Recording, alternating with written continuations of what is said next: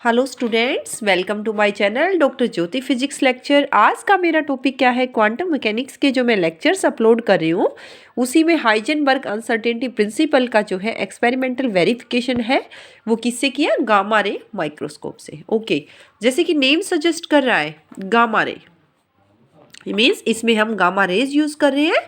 Microscope यानी microscope का भी यूज है। कैसे है ये? In this experiment Heisenberg observe the position of an electron with a microscope of very high resolving power. Heisenberg ने क्या किया? इलेक्ट्रॉन की पोजीशन को ऑब्जर्व किया, किसका यूज करके? माइक्रोस्कोप का, जिसकी क्या थी? हाई रिजोल्विंग पावर थी। हाई रिजोल्विंग यानी बहुत क्लोज लाइन्स है, उनको भी रिजोल्व करके वो सेपरेट लाइन्स दिखा रहा है। ओके, कैसे किया? फोटॉन्स लिए उन्होंने गामा रे माइक्रोस्कोप से। Let me come to the diagram. Okay, ये उसने क्या किया? एस मेरा सोर्स था, यहाँ से मेरे जो फोटॉन्स मिल रहे थे गामा रे फोटॉन्स थे, और ये मेरा इलेक्ट्रॉन था रेस्ट पे, जैसा कि हमने कॉम्पटन इफेक्ट में किया था। अब यहाँ से इलेक्ट्रॉन रेस्ट पे है। इसने क्या किया? फोटॉन्स की जो एनर्जी थी एच न्यू, तो मोमेंटम मेरे पास क्या होता है? Lambda equal to H by M V होता है, डी ब्रोगली ने बताया था। और एम वी मेरा क्या होता है? एच बाई पी होता है, यही होता है। तो यहाँ से पी क्या आ गया? H by lambda. ओके, यहाँ से कुछ एनर्जी अपने इलेक्ट्रॉन को दे दी, और जो फोटोन स्कैटर हुए वो माइक्रोस्कोप के अंदर चले गए। ये मेरा कुछ माइक्रोस्कोप है। तो ये स्कैटर्ड फोटोन है दोनों ही, और जो है इसकी वेवलेंथ चेंज हो गई, एनर्जी चेंज हो गई कुछ इलेक्ट्रॉन्स को एनर्जी देने के बाद, तो मोमेंटम इसका बन गया।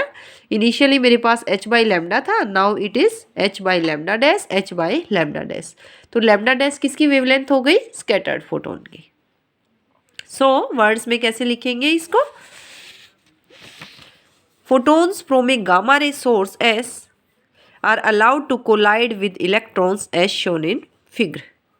जो है फोटोन्स मेरे गामा रे सोर्स से किससे कोलाइड करा रहे हैं? आके इलेक्ट्रॉन से। इलेक्ट्रॉन्स ब्रैकेट में लिख सकते हो आप, रेस्ट पे है जो, as shown in figure.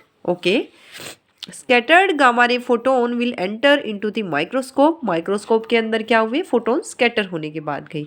These photons enable the observer to see the electron and find out the exact position and momentum of electron simultaneously। Okay, जब मेरे फोटॉन्स जो है माइक्रोस्कोप के अंदर एंटर कर गए तो उसी की वजह से हम क्या कर पाए? जो है ऑब्जर्वर ने इलेक्ट्रॉन की पोजीशन और मोमेंटम को साइमल्टेनियसली और एक्यूरेटली मेजर करने की कोशिश की। तो सबसे पहले हाइजेनबर्ग अनसर्टेनिटी प्रिंसिपल जो पोजीशन और मोमेंटम पे बेस्ड है, उसकी स्टेटमेंट क्या है कि हम जो है पोजीशन और मोमेंटम को साइमल्टेनियसली एक्यूरेटली मेजर नहीं कर सकते। यानी अगर मैंने अपने मोमेंटम को एक्यूरेटली मेजर करने की कोशिश की मिनिमम एरर के साथ, तो पोजीशन के अंदर मैक्सिमम एरर आ जाएगी, और अगर पोजीशन को एक्यूरेटली मेजर की तो मोमेंटम के अंदर ज़्यादा एरर आ जाएगी। ओके, डेल्टा एक्स मेरी कौन सी है? जो इलेक्ट्रॉन को मैं मेजर कर रही हूँ, यहाँ से माइक्रोस्कोप के अंदर से इलेक्ट्रॉन्स को देख रही हूँ, उसकी जो है पोजीशन के अंदर की मेजरमेंट में कितनी अनसर्टेनिटी, कितनी एरर है। ओके, तो ये डेल्टा एक्स मेरा किस पे डिपेंड करेगा? मैं माइक्रोस्कोप की बात कर रही हूँ, ये मेरी बहुत ही क्लोज लाइन्स है, बहुत क्लोज लाइन्स हैं। यहाँ तो मैंने सेपरेट साइज दिखा है, तो माइक्रोस्कोप से मैं जब देखूंगी तो ये क्या है? डिस्टेंस पे दिखेंगी। तो ये क्या, कौन सा डिस्टेंस हुआ मेरा? Delta x, distance between 2 points which can just be seen separated by the microscope. वैसे तो ये बहुत क्लोज लाइन है, लेकिन जब मैं अपने माइक्रोस्कोप से देख रही हूँ तो इसके अंदर जो है इनको अलग अलग देख पा रही हूँ। तो इन दोनों के बीच में कितना डिस्टेंस, मैं अलग अलग डिस्टेंस से मैं इनको सेपरेट कर पा रही हूँ माइक्रोस्कोप के यूज करके, उतनी तो मैक्सिमम अनसर्टेनिटी हो सकती है इसके अंदर, जितना डिस्टेंस जो है सेपरेशन का है। तो वही मैंने लिख दिया है, distance between 2 point which can just be seen separated by the microscope. किस पे डिपेंड करेगा? जो स्कैटर्ड फोटोन की वेवलेंथ है लैम्डा डैश, और बाय 2 साइन थीटा। तो वेवलेंथ ऑफ जो है स्कैटर्ड एक्सरेज, और थीटा मैं अभी एक्सप्लेन कर रही हूँ क्या है। थीटा मेरा क्या है? सेमी वर्टिकल बनाई हुआ है वो angle of cone of light coming from electron into microscope. जो इलेक्ट्रॉन से लाइट आ रही है मेरी माइक्रोस्कोप के अंदर, वो वर्टिकल है मेरा, ये वर्टिकल उसके साथ सेमी वर्टिकल एंगल बना रहा है। ओके, आगे देखते हैं। जैसे मैंने कॉम्पटन का इफेक्ट कराया था तो उसमें भी कुछ ऐसा था इनिशियली। ये मैंने इंसिडेंट फोटोन लिया, ये मेरा इलेक्ट्रॉन जो है रेस्ट पे था, तो ये क्या हुआ, कोलाइड किया, तो कुछ एनर्जी इंसिडेंट फोटोन ने अपनी इलेक्ट्रॉन को दी और खुद स्कैटर्ड कर गया इस डायरेक्शन में, और रिक्वायर्ड इलेक्ट्रॉन मुझे इस डायरेक्शन में मिला। ओके, तो इनिशियल मोमेंटम था P = h/λ, और एनर्जी इसको क्या बोलते हो, E/c भी होती है, तो एनर्जी h/c, c मेरा न्यू लैम्डा होता है।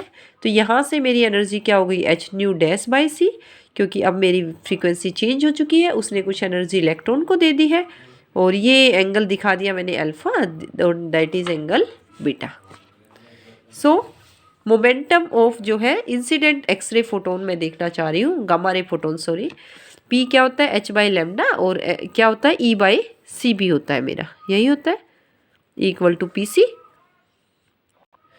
ये P आप समझ ही गए होंगे, जो है कहाँ से आ रहा है, लैम्डा = मेरा h/mv होता है, डी ब्रोगली ने बोला था, यानी mv मेरा क्या होता है, मोमेंटम, तो P यहाँ से क्या आ गया, h/λ। Okay, let a photon having momentum h/λ strikes an electron initially at rest। Photon मेरा जो है रेस्ट पर इलेक्ट्रॉन है उसे स्ट्राइक कर रहा है, it transfers a momentum mv, तो इलेक्ट्रॉन का मोमेंटम कितना हो सकता है, mv हो सकता है। तो ये अपना मोमेंट जो है, फोटोन अपना मोमेंटम में से mv ट्रांसफर कर देगा इलेक्ट्रॉन को, एंड स्कैटर्स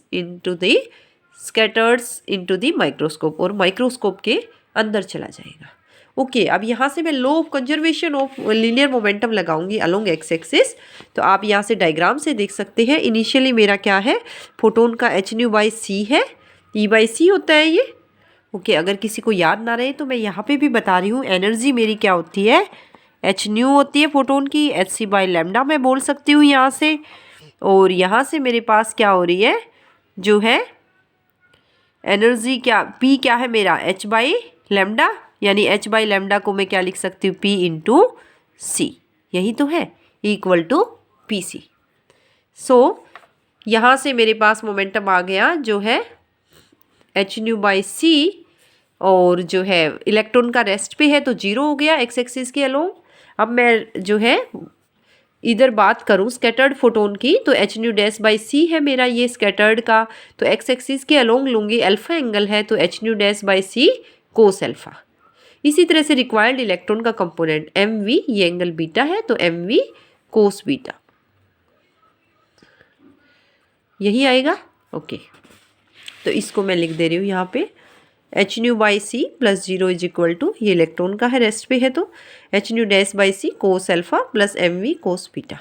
यहाँ से mv कोस बीटा निकालूंगी तो क्या आ रहा है, h/c - h/c cos alpha, that is our second equation. Okay, now component of momentum of electron along x axis, जो मैंने mv कोस बीटा लिया था ये इलेक्ट्रॉन का ही तो था, तो इसको मैं जस्ट px भी दिखा सकती हूँ अलोंग एक्स एक्सिस है, तो क्या आ गया, h/c - h/c कोस अल्फा। सो यहाँ से px की वैल्यू क्या आ रही है, h/c कॉमन आ रहा है, new minus nu dash cos alpha.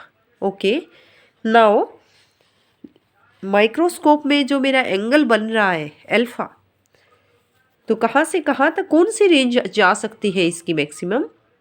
देखिए स्कैटर्ड फोटोन है, तो ये एक तो ये वाला स्कैटर्ड फोटोन है, कितनी रेंज हो गई, 90 डिग्री माइनस थीटा, और एक ये फोटोन है, इस फोटोन ने कितना एंगल बनाया, ये मेरा 90 हो गया यहाँ तक, और प्लस थीटा, यानी ये वाला एंगल मेरा कितना बनाया, दूसरे वाले फोटोन ने 90 डिग्री प्लस थीटा, तो 90 डिग्री माइनस थीटा से 90 डिग्री प्लस थीटा तक रेंज हो सकती है।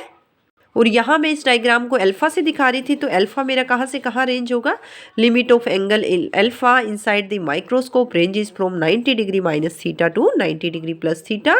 तो मेरे पास दो रेंज आ जाएंगी, फोर्थ इक्वेशन से मैं लूँगी, फोर्थ इक्वेशन को रीराइट कर रही हूँ मैं। ओके, ये रहा मेरा fourth equation same, px = h/c × new minus nu dash cos alpha. Okay, तो स्प्रेड देखना चाह रही हूँ कंपोनेंट ऑफ मोमेंटम में कितना आ जाएगा, अल्फा की जगह मैं क्या रख दूंगी, 90 डिग्री माइनस थीटा और 90 डिग्री प्लस थीटा, इनके बीच में ही तो लाई करेगा px जो है मेरा, 90 degree minus theta 90 degree plus theta. Okay, यहाँ से कोस 90 डिग्री माइनस थीटा क्या होता है, फर्स्ट क्वाड्रेंट में साइन थीटा होता है, कोस 90 प्लस थीटा पे भी चेंज हो जाएगा, यानी साइन में चला गया, और जो है कोस नेगेटिव होता है तो माइनस साइन थीटा, तो ये क्या बन गया मेरा, न्यू h बाई सी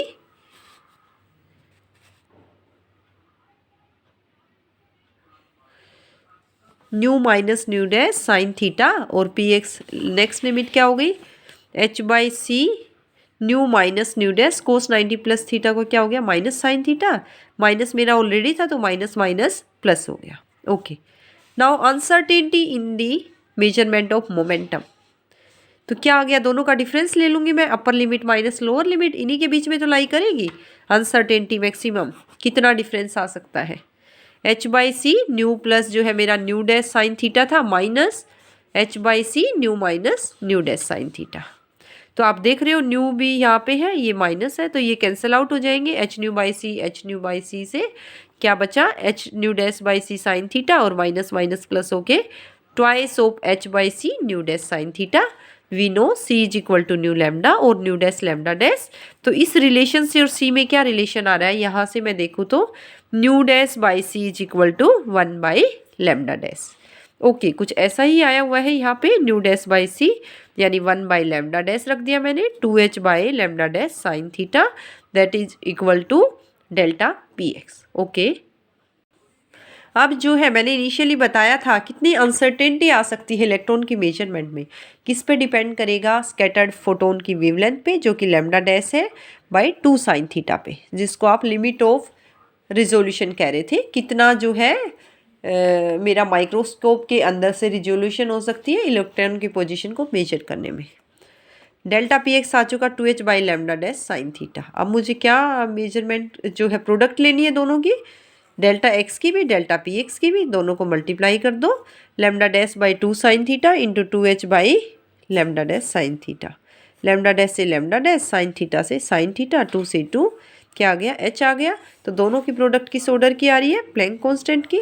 तो क्या लिखोगे वर्ड्स में, this result shows that the product of uncertainty in the measurement of position of electron along x axis and uncertainty in the measurement of momentum of electron along x axis या along same direction is of the order of h that is Planck's constant. यही चीज़ मुझे prove करनी थी। Okay, तो एक topic और रह गया मेरा फर्स्ट यूनिट के लिए, वो भी मैं अपलोड कर दूंगी। Okay, thanks for hearing me. अगर आपकी कोई क्वेरीज है तो आप कमेंट सेक्शन में ज़रूर डाल सकते हैं। Okay, thanks all.